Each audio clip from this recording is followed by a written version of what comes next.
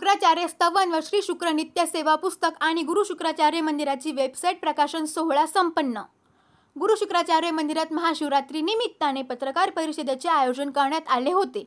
या प्रसंगी राजेंद्र कमलाकर मुळे पंचवटी नाशिक यांनी लिहिलेले शुक्राचार्य स्तवन या पुस्तिकेबरोबरच ओमकार बाळासाहेब आव्हाड यांनी संकलित केलेले हिंदीतील श्री शुक्र नित्य सेवा हे पुस्तक व त्यांनी तयार केलेली गुरु शुक्राचार्य महाराज मंदिराची वेबसाईट www.gurushukratharyamandir.com या वेबसाईटचे लॉन्चिंग व बाळासाहेब म्हाळुजी आव्हाड लिखित शुक्रतीर्थ या मराठी पुस्तकाच्या नूतन सुधारित आवृत्तीचे प्रकाशन शशिकांत वांद्रे प्रसिद्ध वास्तुतज्ञ नाशिक व मंगेशराव पाटील साहेब माजी नगर अध्यक्ष कोपरगाव नगरपालिका यांच्या शुभ हस्ते करण्यात आले। या प्रसंगी डॉक्टर राजेंद्र कमलाकर मुळे, मनीष गोसावी, ज्योतिषाचार्य ओमकार बाळासाहेब आव्हाड, शशिकांत वांद्रे व मंगेशराव पाटील माजी नगर अध्यक्ष यांचा सन्मान मंदिर प्रशासनातर्फे करण्यात आला। त्याचबरोबर सध्या प्रयागराज येथे सुरू असलेला 144 वर्षानंतर आलेला महाकुंभानिमित्त व महाशिवरात्रीच्या दिवशी असलेले शेवटची पवित्र स्नानाची पर्वणी लक्षात घेता मंदिरामध्ये होणाऱ्या गर्दीचे नियोजन, मंदिराची सजावट, मंदिरामध्ये होणाऱ्या पूजा या पवित्र पर्व काळानिमित्त भक्तांना अभिषेक करता यावा यासाठी प्रशासनाने नाममात्र दरात दिवसभर सामुदायिक अभिषेकाची सोय केलेली आहे। यासाठी लागणारे सर्व साहित्य मंदिर प्रशासनामार्फत दिले जाणार आहे। मंदिरातील शिवपिंडीस चांदीचा मुलामा देण्यासाठी आपण भक्तांना आवाहन करीत असतो। त्याला प्रतिसाद म्हणून कोपरगाव येथील प्रसिद्ध व्यापारी कैलासवासी मोहनशेठ झव्वर यांच्या स्मृतिप्रित्यर्थ त्यांच्या पत्नी श्रीमती सुमनताई झव्वर व परिवारातर्फे 1.25 किलो चांदी शुक्राचार्य महाराजांच्या चरणी अर्पण केली आहे। महाशिवरात्री उत्सवानंतर येणाऱ्या रविवार दिनांक 2 मार्च 2025 रोजी सायंकाळी 6 वाजता सर्व शुक्र भक्त व शिवभक्तांसाठी महाप्रसादाचे भंडारा आयोजन धर्मवीर अग्रवाल सुपुत्र लाला दुर्गादासजी मित्तल राहणार संभाजीनगर यांच्यातर्फे आयोजित केले आहे।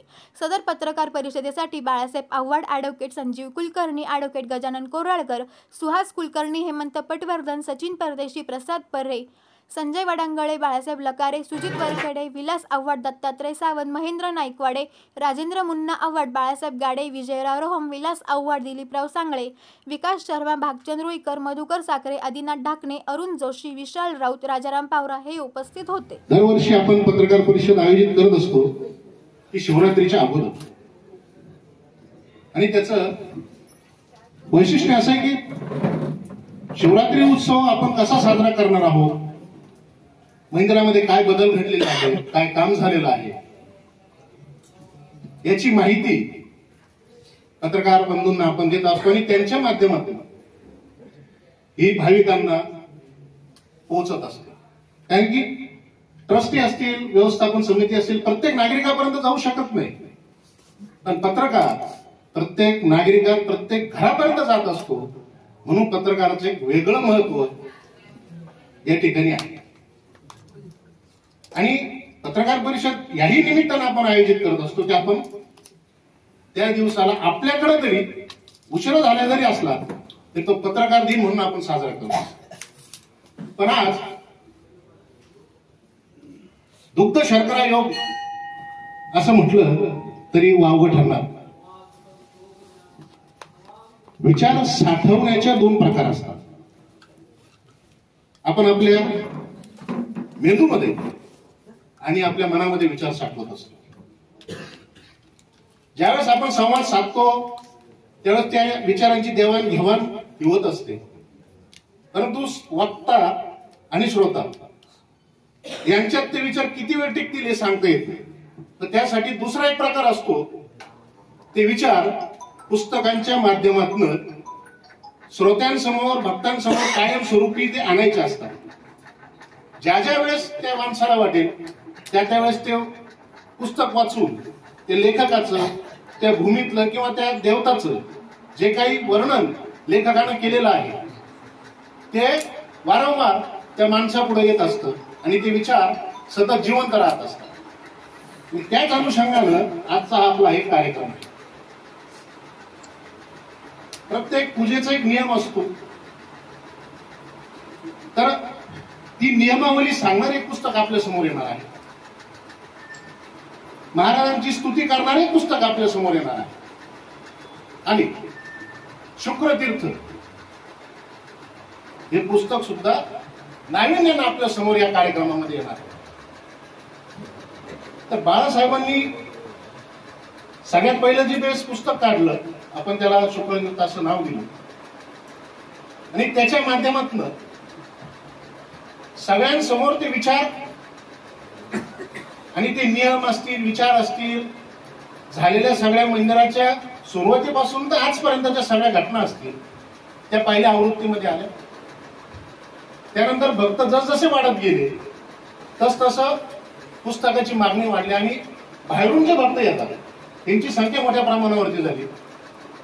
आपल्याकडे त्यावेळेस मराठी पुस्तक अवेलेबल होतं.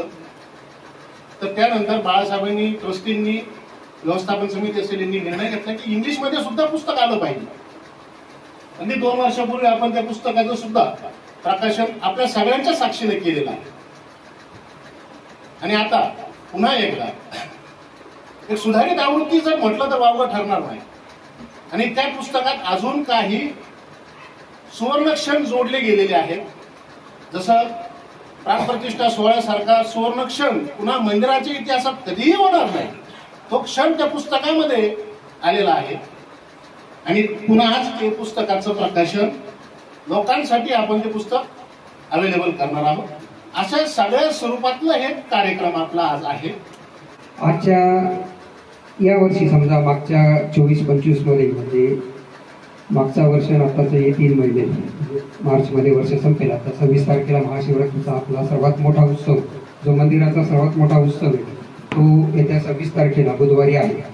त्याच्या अगोदर आपण जे काही कार्यक्रम वर्षभरात केले त्याचं आपल्या सर्वांना माहिती व्हावी आणि आज जे काही नवीन उपक्रम आपण हाती घेणार आहोत त्यासाठी आपल्या सर्वांना इथे आमंत्रित केलेलं आहे. मंदिराच्या जसं यांनी सांगितलं त्याप्रमाणे मंदिराच्या इतिहासात न भूतो न भविष्यती, परत कधी होणार नाही असा कार्यक्रम आपण मागे 18 ऑगस्ट ते 23 ऑगस्ट 2024 यावेळेस घेतला. तो म्हणजे महाराजांच्या मूर्तीची प्राणप्रतिष्ठा करायची केली. आपण तो कार्यक्रम जवळजवळ 6 दिवसाची पूजा अर्चा सर्व प्रकारचे विधी करून महाराजांच्या मूर्तीची प्राणप्रतिष्ठा आपण केली. मंगेश पाटील साहेब होते त्यावेळेस एका पूजेसाठी. आणि तो कार्यक्रम कसा असा होता की जे काही कोणी भक्त यायचे बाहेरनं त्यांना ते आल्यानंतर एक साहजिक जसं थोडे बाबडे असतात भक्त आमच्यासारखे आपल्यासारखे ज्यांना आध्यात्मिक जास्त नॉलेज नाही किंवा ज्ञान नाही, ते म्हणतात ते मंदिर तर शुक्राचार्याचं देव म्हणतात, मग शिवपिंडीच्या स्वरूपात का तिथे शुक्राचार्य महाराज कुठे, असं साधारण सामान्य प्रश्न त्यांना पडायचा आणि ते खरं साहजिकच होता तो. त्यामुळे मग आम्ही असा एक निर्णय घेतला की इथं महाराजांची एक प्रतिमा मूर्त स्वरूपात सर्वसामान्य भक्तांना ते दिसेल अशा स्वरूपात मूर्तीची ठेवायची म्हणून. मग आम्ही 1-2 वर्षापूर्वी ॲक्रेलिकची एक मूर्ती बनवून तिथे ठेवली होती. तिची स्थापना केली नव्हती कारण मूर्ती साधी होती.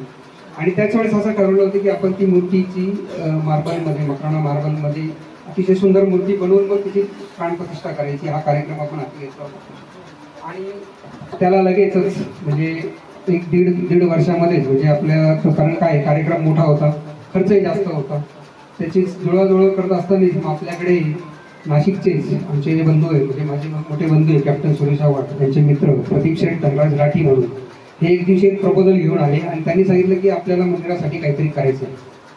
मग त्यांनी सांगितलं, मग आम्ही त्यांना सांगितलं की असं आमचं आहे. त्यामुळे तुम्ही करा, काय असेल तो खर्च मी द्यायला तयार आहे. जवळजवळ 18 लाख रुपये त्या माणसांनी खर्च केले आणि ती सर्व मूर्ती आणण्यापासून प्राणप्रतिष्ठा होईपर्यंत त्यांनी जवळजवळ सर्व खर्च त्या मंदिराचा, त्या मूर्तीचा आणि त्या प्राणप्रतिष्ठा सोहळ्याचा केला. आणि त्याच्यावर सोनेपे सुहागा म्हणजे आपले युवा नेते विवेक भैया कोले यांनी पण सांगितलं की मी तुम्हाला सांगितलं तर मी एक मूर्तीचा खर्च देणार आहे म्हणून. मग त्यांनी पण तो दिला. आपण ती एक मूर्ती एक मध्ये गाभाऱ्यात बसवली आणि एक इथे अभिषेक कक्षामध्ये बसवली. त्याचप्रमाणे त्यावेळेस पावसाचे दिवस होते आणि महाराजांचं आगमन झाल्यानंतर म्हणजे ज्या दिवशी मूर्तीचं आगमन झालं त्या दिवशी धोधो पाऊस पडला.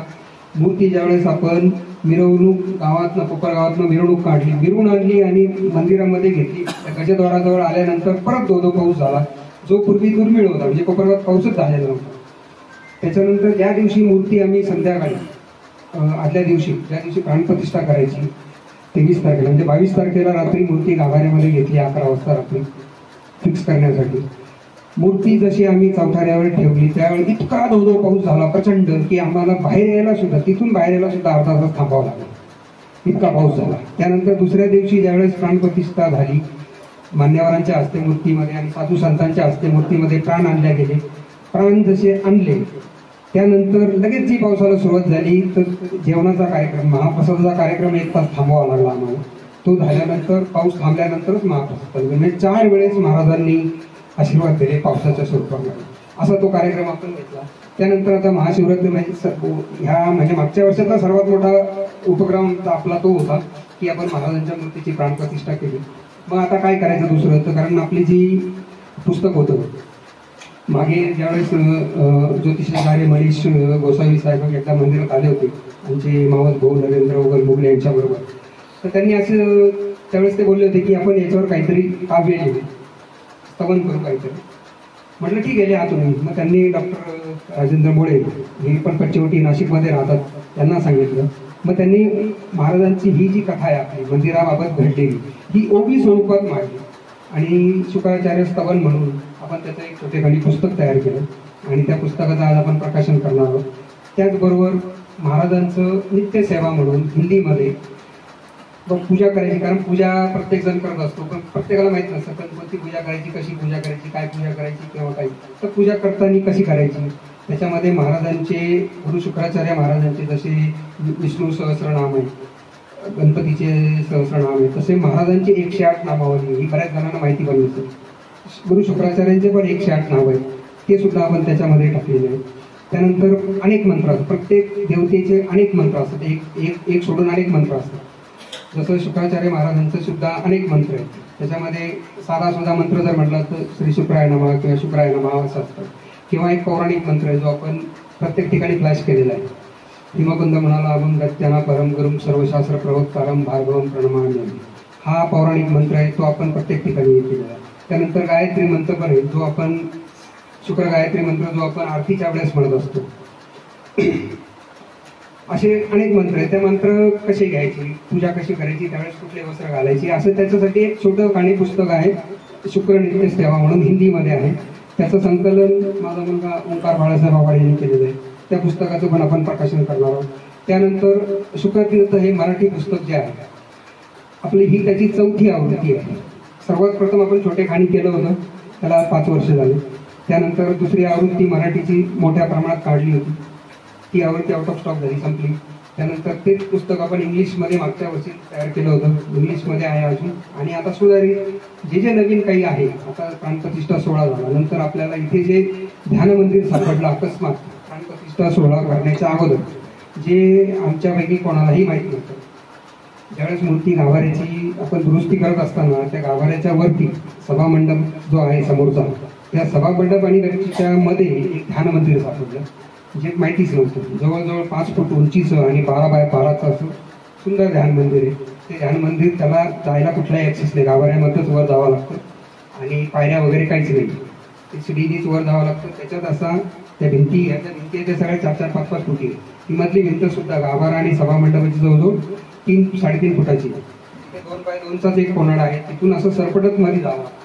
मध्ये गेल्यानंतर मग तो सभामंडपात उतरतो आणि तिथे तो गाभारा आहे 12 बाय 12चा.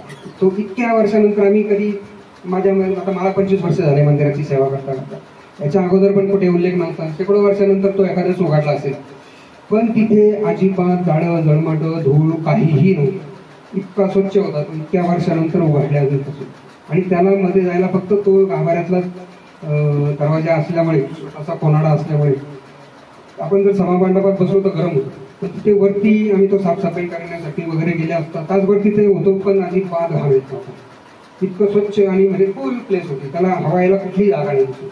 तरी ती इतकं म्हणजे ते ध्यान मंदिरच असावं म्हणून आपण त्याला एक ध्यान मंदिर असं संबोधलं आणि नंतर स्वच्छता करून तो परत जसे ते पॅक करून ठेवला. असा हा हे आता एक प्राणप्रतिष्ठा सोहळ्याच्या निमित्ताने तो आम्हाला सापडला असं आहे.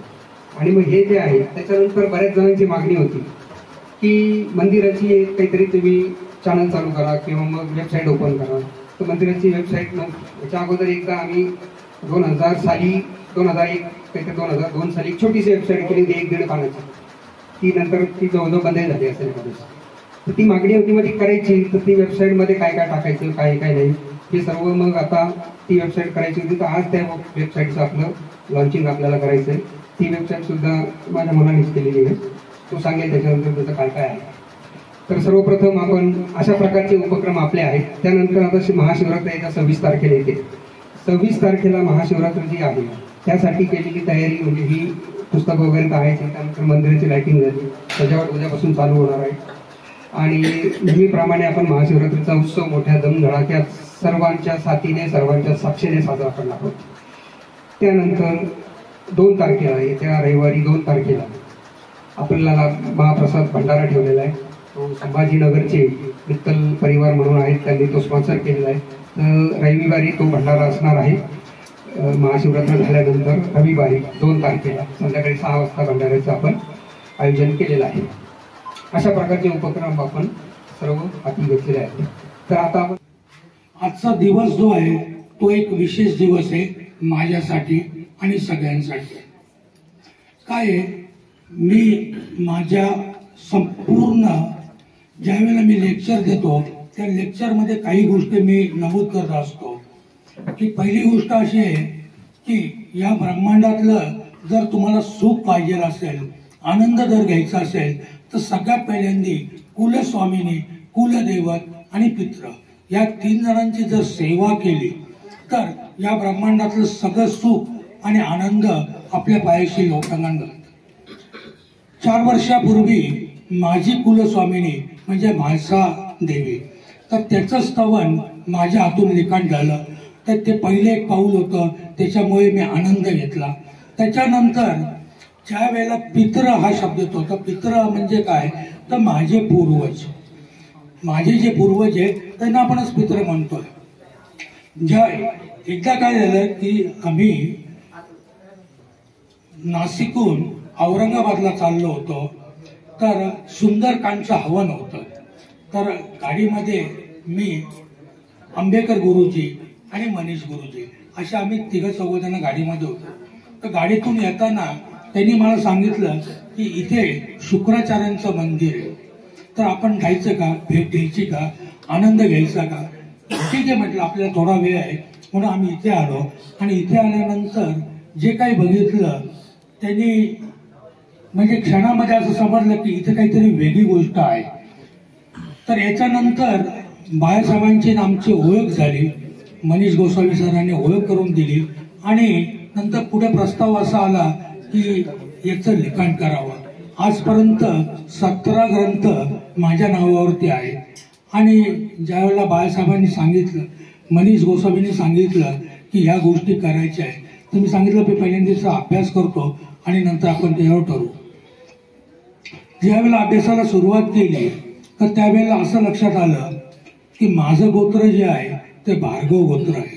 भार्गव म्हणजे काय, तो भृगू, आणि भृगूंचाच मुलगा शुक्राचार्य. फिरून मी परत तेथेच आलो, कारण की मी सगळ्यात सुरुवात करताना सांगितलं की कुलस्वामिनी, कुलदैवत आणि पित्र ह्या तिघांची जर सेवा केली तर ह्या ब्रह्मांडात आपण सगळं सुख अनुभवू शकतो, आनंद घेऊ शकतो. आज बाळासाहेब, पूर्ण ट्रस्टी, आमचे मित्र मनीष गोसावी, तर ह्या सगळ्यांच्या माध्यमातून मला सेवा करायची संधी मिळाली. त्याच्यामध्ये काय आहे, त्याच्यामध्ये स्तवन लिहिले गेलेले आहे आणि ह्या स्तवनाच्या पाठीमागे जी एक पार्श्वभूमी सांगितली, सांगण्याचा मी प्रयत्न केलेला आहे. तर माझी म्हणजे माझा पिंड जो आहे तो ज्योतिष्य, आणि त्या ज्योतिष्य पिंडातून मी हे सगळं करायचा प्रयत्न केला. आणि या शुक्राच्या बद्दल माझे जवळपास 12-13 लेख आहेत. त्यामध्ये 2018 साली माझा जो खूप गाजलेला लेख होता तो म्हणजे शुक्राचं मुस्लिम कनेक्शन जे आहे, ते शुक्र आणि मुस्लिम लोकांचा संबंध खूप जवळचा. तर ह्याच्यावरती माझा एक जुना लेख आहे आणि तो साधारण 2018-19 मधला माझा तो लेख आहे. त्याला बरेच हे मिळाले. त्याच्या पुढे जेव्हा मी शुक्राच्या बाबतीत जसं जसं पुढे गेलो तर तसं तसं पुढे जाताना शुक्र आणि गुरु मधला मूळ मतभेद हे सगळं म्हणजे त्यांच्यामधलं जे मिळून अंतर काय आहे हे शोधण्याचा मी प्रयत्न केला. तर गुरु म्हणजे ज्ञान आणि शुक्र म्हणजे प्रेम. आपल्याला जे हवं असतं ते प्रेम. आपल्याकडे मूर्तींची स्थापना झाली ती प्रेमाच्या माध्यमातून झाली. मूर्ती ज्या तयार केल्या त्या प्रेमरूपी अशा रामाची कृष्णाची मूर्ती, तर या प्रेमातनं आपण ते केला. ते शुक्राचं अस्तित्व असं म्हणते की तुम्ही खूप गुरुभक्ती केली, खूप ज्ञान घेतलं, खूप ज्ञानवंत झाले, पूजा जप नेम आचार हे सगळे जरी पाळलं तरी शुक्राचं प्रेम मिळाल्याशिवाय तुम्हाला प्रगती होऊ शकत नाही. हे त्याच्यातून मूळ जाणवलं. आणि एकमेव अशी ऋषी आहेत की शुक्रांना गुरु नाही. त्यांनी संजीवनी विद्या घेतली, त्यांनी शंकराकडनं त्यांची मिळवली आणि त्यांनी त्यांची ती विकसित केली. त्यांना कोणतेही गुरु नाही, कोणत्याही गुरुचा कुठेही उल्लेख नाही. शुक्र एकमेव अशा आहे की त्यांना स्वतःचे गुरु नाही आणि ते स्वतःच गुरु आहेत. दैत्य गुरु झाले. त्यांचं मुस्लिम कनेक्शन मी त्याच्यामध्ये बऱ्याच गोष्टीचा उल्लेख केला. अंगिरस ऋषींनी जेव्हा पार्सलिटी करून गुरुला गुरु देवांचं गुरुचं पद दिलं तेव्हा शुक्रांनी तिथून बाहेर निघाले, गौतम ऋषींकडे गेले आणि गौतम ऋषींकडनं त्यांनी ही जी शंकराचे तप करून संजीवनी विद्या प्राप्त केली आणि नंतर विष्णूचे शत्रू झाले. म्हणून विष्णूचे शत्रू झाल्यामुळे शंकराने त्यांना उत्तर बाजूला जायला सांगितलं. ही उत्तर बाजू म्हणजे आत्ताचं अरबस्तान. या अरबस्तानात जाऊन ते बसले. तिथे दैत्यांचे गुरु झाले आणि मग तिथे त्यांना शनीने मदत केली. मग शनीने त्यांना तिथे तेल खनिज खूप दिले, तुमचं डिझेल पेट्रोल. आणि तिथे मग शुक्र शब्द शुक्रिया नंतर सगळे मुस्लिम लोकांचं संगीत आणि याचा संबंध जेवढा आपला फिल्म सिटी आहे त्याचा संबंध सुद्धा शुक्राशी आहे. तर हा सगळा संबंध मी जोडलाय. तो माझ्या पुढच्या लेखात मी आहेच, देतो, मी पाठवतो. तर या लेखामध्ये मी मेन्शन करतो. तर हे शुक्रस्तवन पण करताना अनेक अनुभव असे आले तर ते मी त्याच्यामध्ये नमूद केले. तर आपण ते शुक्राचं स्तवन अवश्य वाचावं ही मी विनंती करतो. आपला जो कार्यक्रम आहे या कार्यक्रमाचं शुक्रतीर्थ हे नाव आहे आणि ह्या शुक्रतीर्थावर मला जे काही 2-4 ओळी सुचले त्या मी गाडी येता लिहिल्या म्हणजे मोबाईलमध्ये. तर श्री शुक्रतीर्थ, मी कवी नाही, विद्वान नाही, मूर्ख मनुष्य आहे, पण तरी जे सुचले ते तुमच्या समोर ठेवतोय. श्री शुक्रतीर्थ. श्री पहिला शब्द आहे श्री. श्रींची कृपा झाली जोरदार, भाग्यवान ठरले सर्व कोपरगाव बेटकर. आता याचा उल्लेख का केला मी, तर आपण कोपरगाव बेटामध्ये आहोत आणि कोपरगाव बेटकर हे भाग्यवान याच्यासाठी की जगप्रसिद्ध एकमेव मंदिर आहे जगाच्या पाठीवर आणि ते ह्या बेटामध्ये आहे आणि शुक्राचार्यांचं मंदिर आहे. आणि शुक्र असल्यावर काय होतं हे मी आता पुढे लिहिलेलं आहे. पहिला शब्द आहे शुक्रामधला शु. शुक्राचे लाभता बळ, शुक्राचे लाभता बळ, निर्बळ होतात सबळ. प्रसन्नता शुक्राची, प्रसन्नता शुक्राची, सर्व कामे करी जोरदार. क्रय शक्तीला म्हणजे जी आपली कार्यशक्ती आहे, ऐकलं काय, क्रय शक्तीला लाभता शुक्राची जोड, जीवनात नाही करावी लागत तडजोड. बरोबर. आपलं शुक्रतीर्थाचं पुस्तक शुक्र स्तवन, बरोबर, श्री शुक्र स्तवन. तर याचा प्रचार आणि प्रसार करण्यासाठी तुम्हा सगळ्यांची गरज आवश्यकच आहे. ह्या पुस्तक मध्ये काय डिटेल दिलेले ते मुळे गुरुजींनी आता वर्णन केलेलंच आहे, डिटेल तुम्हाला सांगितलेलंच आहे. आपल्या सगळ्यांची जबाबदारी आहे की हे पुस्तक प्रत्येक घरापर्यंत पोहोचवणं. त्याचप्रमाणे वेबसाईट थ्रू आता दाखवलं ट्रान्सलेटर यूज करून आपण मराठीत पण ही वेबसाईट वाचू शकतो. म्हणजे आता हे जे पुस्तक आहे ना, मी वाचायच्या अगोदर घरी जाऊन माझी आई लवकर वाचते. कारण काय, आपण सगळं इतर कार्यक्रमात व्यस्त असतो आणि घरातली मंडळी याचा प्रचार आणि प्रसार चांगल्या पद्धतीने करू शकतो. तेच आपले लहान मुलं किंवा नातवंड असेल तर त्यांना मोबाईल वापरण्याची खूप चांगली सवय आहे.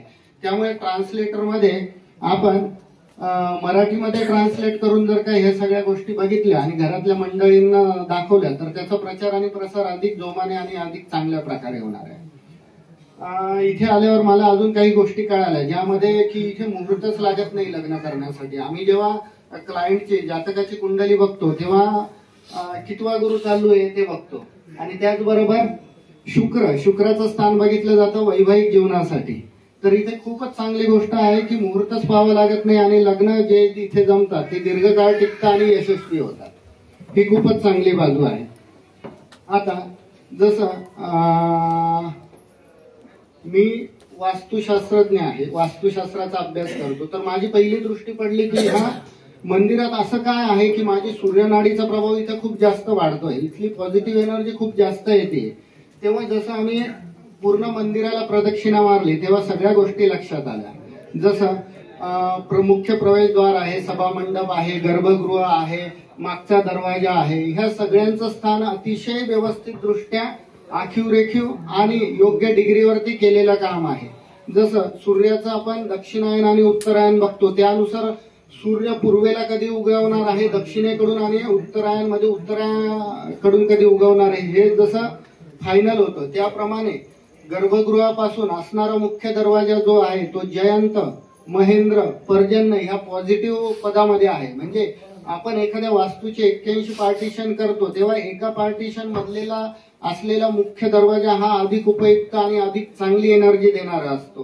तर आपला मुख्य दरवाजा जो आहे जयंत पर्जन्य पदात आहे, त्याचबरोबर पुष्पदंत आणि वरुण पदामध्ये मागचा दरवाजा आहे. आणि इतर अनेक गोष्टी आहेत ज्या मी सरांशी ऑलरेडी डिस्कस केलेल्या आहे की वास्तूचा अद्भुत नमुना म्हणून हे मंदिर आहे, त्यामुळे इथली एनर्जी अतिउच्च लेवलला आहे.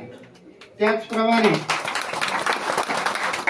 पुढचा पार्ट आपण जेव्हा बघतो ज्योतिष, तर ज्योतिषाच्या गणनेनुसार कुंडली जेव्हा बघतो तेव्हा जो काही इव्हेंट चालू असतो किंवा जो काही प्रश्न समोर येतो तेव्हा आपण प्रश्न कुंडली मांडतो. आणि आत्ताची जर प्रश्न कुंडली बघितली तर चंद्र गुरुच्याच राशीत बसलेला आज, त्यामुळे हा अद्भुत योग इथे आलेला आहे की पुस्तक प्रकाशन आणि वेबसाईट प्रकाशनाचा. त्याचबरोबर शुक्राचार्यांचं मंदिर आहे, तर शुक्राचं पण आम्ही इथे बघितलं शुक्र कुठल्या भावात आहे, कुठल्या राशीत आहे, तर शुक्र पण सध्या गुरुच्याच राशीत आहे, मीन राशीत आहे. त्यामुळे हा अद्भुत योग किंवा संयोग घडून आला असं मला वाटतं. त्यामुळे इथून ह्या पुस्तकांचा प्रचार प्रसार खूपच चांगला होणार आहे, वेबसाईटचा पण प्रचार आणि प्रसार खूप चांगला होणार आहे. तर मी सर्वांनाच तुम्हाला शुभेच्छा देतो आणि सगळ्यांनी आपली रिस्पॉन्सिबिलिटी सांभाळून आपल्याला शुक्रतीर्थाचं नाव पूर्ण जगात आणि भारतात तर पोहोचवायचं आहे, पण त्याबरोबर जगात पण पोहोचवायचं आहे. धन्यवाद. बाळासाहेब आव्हाड, त्याचबरोबर नाशिकहून त्रिवेणी संगम व्हावा असं वास्तू क्षेत्रातले, ज्योतिष क्षेत्रातले आणि ज्यांनी हे यांचं स्तवन, ज्या शब्दात स्तवन लिहिणं किंवा सांगणं ही काही साधी गोष्ट नाही, रामभक्त असणारे असे 3 महान व्यक्ती आपल्या कोपरगाव नगरीत आपले अध्यक्ष बाळासाहेब यांचे सर्व सहकारी यांच्यामुळं आपल्याला इथं लाभलेले आहेत. आणि खरोखरच आपण 3 जण आल्यामुळं आमच्यात सर्व आमच्या गावकऱ्यांमध्ये किंवा आमच्यामध्ये एक वेगळ्या प्रकारची ऊर्जा इथून पुढे निश्चितपणे राहील आणि वाढल. याचं कारण असं आहे की शुक्राचार्य महाराज जगात एकमेव असं स्थान आहे की मृत झालेली व्यक्ती संजीवनी विद्येनी पुनर्जन्म म्हणजे जिवंत होत होती, असं कुठेही नाही. हे एकमेव स्थान असं आहे. थोडं काही कारणामुळं किंवा महाराजांची जोपर्यंत इच्छा होत नाही तोपर्यंत ते थोडं दुर्लक्षित होतं. पण खरोखर बाळासाहेबांचं खरोखर मनापासून जेवढे धन्यवाद द्यावे किंवा आभार मानावे किंवा कौतुक करावं त्याला शब्द कमी पडतील ते. आणि त्यांचे सर्व ट्रस्टी मंडळ, व्यवस्थापन मंडळ, परदेशी भाऊ सगळेजण यांनी खरोखर इतकं छान आतापर्यंत काम केलंय की आता खरं शुक्राचार्य महाराजांचं जे महत्व आहे त्याच्याकडे लोक वळायला लागलेले आहेत. आणि त्यांनी आता हे जे 3 पुस्तक आहे की आपण रोज कशी सेवा केली पाहिजे हे कळत नाही आपल्याला इथं आल्यावर कुठला मंत्र म्हणावा किंवा काय, जरी बाहेर वाचलं पण येईपर्यंत.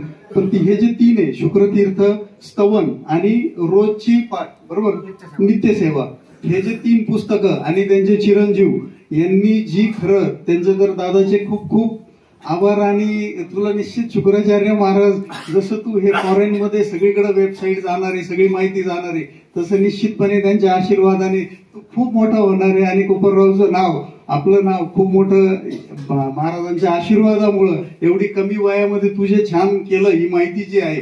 आणि त्यांचे मानावे तेवढे धन्यवाद कमी, कारण का की आपल्याला मी थोडं राजकीय याच्यात माजी नगर अध्यक्ष असल्यामुळे मोडला जातो. तर त्या अनुषंगाने मी एक निश्चित सांगाल की जसं येवल्याला नस्तनपूर आहे आणि कोटमगावची देवी तो माननीय भुजबळ साहेबांनी इतकं छान, म्हणजे त्यांनी त्यांच्यासारखं कामच मी बघितलं नाही, की त्यांनी इतकं छान नस्तनपूर जुन्या पद्धतीने, की दगड जुनं जे आहे वैभव जुनं बघितल्या असं वाटतं की हे पुरातन स्थान आहे, तसं केलं. तसं भविष्यात मी नगराध्यक्ष होईल नाही होईल माहित नाही, पण नगरपालिकेच्या माध्यमातून खूप मोठी गोष्ट किंवा हे सगळा विकास होऊ शकतो. तर निश्चितपणे जर संधी, चांगलं काम होणार असेल तरच महाराज मला तिथं संधी देतील, नाही तर देणार नाही, त्या जागेवर पाठवणार नाही, मलाही जायचं नाही. पण जर झालं तर निश्चितपणे जो शुक्राचार्य महाराजांसाठी म्हणजे आपलं हे पेठ याला पूर्ण जुना लुक यावा, म्हणजे इव्हन जे एंट्रन्स आहे तर ते सगळे दगडाचे करायचे, जसं आपल्याला भुजबळ साहेबांनी नस्तरकुंडला केलं, कोटमगावला केलं, त्या पद्धतीने बेटाच्या एंट्रन्स पासून तर पूर्ण बेट तर कचेश्वर मंदिरापर्यंत, गणपती मंदिर ते कचेश्वर मंदिर हे पूर्ण दगडामध्ये करायचं. इथला परिसर दगडा, म्हणजे सगळे रस्ते दगडांमध्ये, इथं पूर्ण जुना लुक, जे पुन्हा जुनं होतं सगळं ते ज्या पद्धतीने करता येईल ते निश्चित करायचंय. कारण ज्याप्रमाणे 2 ग्रहांचे महत्व सांगितले, गुरु तिसरे, पण आपल्याला शनी शिंगणापूर खूप जवळ आहे, साईबाबा जवळ आहे, तर निश्चितपणे ज्या पद्धतीने बाळासाहेब काम करतायत, आमचं गाव थोडंसं असं मागं पडत चाललंय सर्वच बाबतीत, पण आता निश्चितपणे आशा आहे की आपण 3 जण इथं आलात आणि बाळासाहेब ज्या पद्धतीने प्रयत्न करत आहे, एक निश्चित आहे, शुक्राचार्य महाराज ह्या गावचे ग्रामदैवत होते आणि त्यांचंच मागं राहिलं होतं, म्हणून गाव थोडं मागं पडत चाललं होतं. तर आता निश्चितपणे त्यांनी जी सुरुवात केलेली आहे आणि भविष्यात प्रत्येकाची इच्छा आहे, ते जे काम करत आहे, त्यांचं सर्व मंडळ जे काम करत आहे, निश्चितपणे आपलं गाव खरंच संजीवनी विद्यासारखं किंवा सोनेरी लंका जशी होती तसं आपलं गाव निश्चितपणे पुढच्या काळात झालेलं दिसेल. लोक शनी शिंगणापूरला येतील, शिर्डीला येतील आणि इथं आपल्याकडं आल्याशिवाय जाणार नाही. कारण याच्याबरोबर बाळासाहेबांना विनंती ते करतातच आहे की कचेश्वर मंदिर पण तेवढं डेव्हलप झालं पाहिजे. कारण त्र्यंबकराजाचे जेवढे ज्योतिर्लिंग आहे तर फक्त त्र्यंबकराजाचे 2च ज्योतिर्लिंग 2 आहेत एकाच सगळ्यांपैकी, तर एक कचेश्वर मंदिराचं आहे ना आपलं, एक त्र्यंबकराजाचं आहे. जेवढे विधी त्र्यंबकेश्वरला होतात ते सर्व विधी आपल्या इथं होतात. तर आता हळूहळू ते पण हे झाल्यानंतर तेही डेव्हलप करायचंय, ते करायचंय. यासाठी इथं जेवढे पत्रकार बांधव आलेले, तर खरोखर जे आपण सर्वांनी सांगितलं की आपण किती जरी सांगितलं काही केलं तर पत्रकार बांधवांशिवाय हे सगळं प्रसिद्धी किंवा या जागेचं महत्व बाहेर जाणार नाही. तर ते निश्चितपणे सगळेजण इथले आमचे मान्यवर सर्व उपस्थित आहे आणि त्यांची खरंच वैशिष्ट्य किंवा असं आहे की धार्मिक कामात कुठल्याही कामात ते इतकं भरभरून सगळं देतात. तर निश्चितपणे त्यांचा मोठा तुमचं खरोखर आभार आणि तुमच्यामुळं आणि बाळासाहेबांमुळे हे 2च असं आहे की आपलं गाव निश्चितपणे पुढे भरभराटीला जाईल. जे थोडंसं गडबड आता म्हणजे झालेली ते सर्व शुक्राचार्य महाराजांचे सगळे कामं जसजसे पुढे जातील तसं होत जाईल. मला ह्या छोट्याशा आणि खूप महत्वाच्या महाराजांच्या ठिकाणी बाळासाहेबांनी बोलवलं, ते वेळोवेळी बोलवतात, हे खरं सगळं त्यांचं आहे. कालही जे चांदी दिली गेली तर फक्त बाळासाहेबांमुळे महाराजांमुळेच आहे. मी नुसतं म्हटलं म्हणजे की असं आहे, पण खरं त्यांच्यामुळे तुमचं काम बघून लोक द्यायला लागले. लोकांना काम बघितलं की देणारे खूप जण आहेत आपल्याकडे. तर निश्चितपणे असं आपलं वाढल आणि आपलं गाव. आणि सर्वात महत्वाचं की सांगायचं की एक जुना बोगदा आहे तिकडं, वाडा आहे, त्या वाड्यातून नदी खालून इथपर्यंत आहे. तर मनापासून खूप इच्छा आहे की जर संधी मिळाली तर तो बोगदा परत चालू करायचा आहे. आणि नदी खालून जो आलेला आहे तो इथपर्यंत निघालाय, ठीक आहे ना, त्याला वेळ लागेल, पुरातन खात्याकडे तेवढं फॉलोअप घेऊ, ते घेतात ते आम्ही पण घेऊ. पण असं पौराणिक आपलं महत्व वाढून परत आपल्या गावाकडं सगळे वळाले पाहिजे हीच इच्छा आहे. आणि शुक्राचार्य महाराजांकडे आपण दर शुक्रवारी आलो, आपल्याच गावातले आलो आपण, ते इतकं स्थान महत्व आहे जे फायनान्शियली आपल्याला पाहिजे असतं.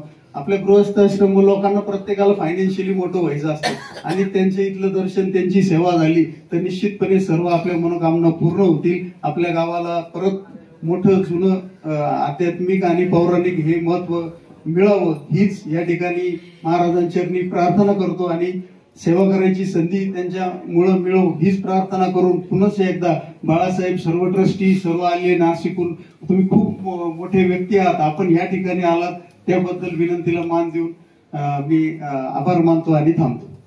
तरी या आजच्या कार्यक्रमाला उपस्थित राहिलेले डॉक्टर राजेंद्र कमळाकर मुळे, श्री मनीष गोसावी, त्यानंतर आजचा ज्यांच्या शुभ हस्ते हा कार्यक्रम झाला ते श्री शशिकांतजी वांद्रे आणि आपले मंगेश पाटील, आपण सर्वजण, त्याचबरोबर आमचे बजाज सर, नंतर तुमचे हे आहेत गुगल मुरले, तुमचे पाहुणे, सगळे ट्रस्टी, मान्यवर आणि सगळ्यात मोठं ज्यांच्यामुळे हा कार्यक्रमच होऊ शकला नसता असे पत्रकार बंधू, कारण हे सगळ्यात महत्वाचं आहे. कारण आज आम्ही कितीही काहीही केलं, जोपर्यंत सर्वसामान्यांपर्यंत ते पोहोचत नाही तोपर्यंत या कुठल्याही कार्यक्रमाला किंवा कुठल्याही याला काहीही व्हॅल्यू नाही.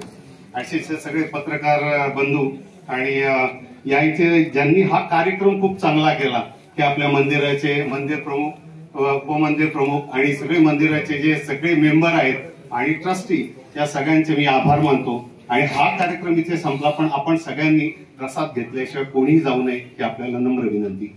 आत्मा Malik multi speciality hospital, Kopargaon Shirdi, Kopargaon road, Samruddhi Mahamarg circle जवळ, कोपरगाव. मोफत सुविधा, एंजिओग्राफी, सर्जरी, सर्व प्रकारचे ओपीडी केस पेपर फ्री. सोनोग्राफी फक्त 400 रुपयात, एक्सरे फक्त 100 रुपयात, लॅब तपासणीसाठी 50% पर्यंत सूट, औषधांवर 20% सूट. अधिक माहितीसाठी संपर्क 90 90 91 91 96 73 04 75 56 55. मुळव्याध भगंदर फिशर तपासणी व उपचार मार्गदर्शन केंद्र, ठिकाण अश्विन रुरल आयुर्वेद कॉलेज, मांचील, आश्वी, तालुका संगमनेर, जिल्हा अहिल्यानगर. वार सोमवार ते गुरुवार, वेळ सकाळी 9 ते दुपारी 12 पर्यंत. संपर्क doctor Khandijod SG. Mobile number 89 75 78 08 48 येथे संपर्क साधावा. तसेच दर शनिवार रविवार दुपारी 3 ते 6 साई कॉम्प्लेक्स, काळेनगर, जिओ पेट्रोल पंपाजवळ, निघोज, तालुका राहता, जिल्हा अहिल्यानगर. नाव नोंदणीसाठी सेनेक्स फार्मा, काळेनगर येथे संपर्क साधावा. Mobile number 84 08 00 128. अधिक माहितीसाठी संपर्क doctor Khandijod SG. Mobile number 89 75 78 08 48 यांच्याशी संपर्क साधावा.